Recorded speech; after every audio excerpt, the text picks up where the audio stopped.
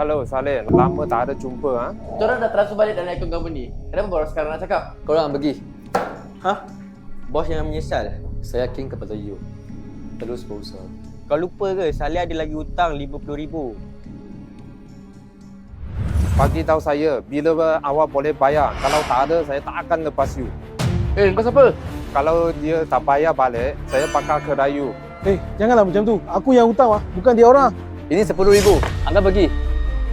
Yang lain, Yang balance tu minggu depan datang balik, I bayar. nasib you bayarlah. Tapi I warning you kalau you hilang lagi, siap you. Bos, Kalau you kerja baik-baik, bayar ansuran dalam 36 bulan, you mesti boleh punya. bos, kenapa nak tolong I? Dulu I... Sebab I percaya you mesti boleh ubah. Kalau you nak, I teman you sampai impian you tercapai. Thank you, bos.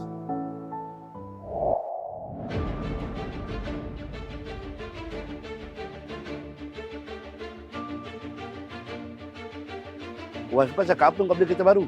Semalam lagi dia menangis. Terima kasih, boy. Kau tolong aku dapat kerja dekat sini. Jangan terima kasih aku. Pergi jumpa bos. Terima kasih bos. Usaha takkan pernah sia-sia. Selagi kamu sanggup terus berusaha, kita jalan bersama-sama sampai akhir.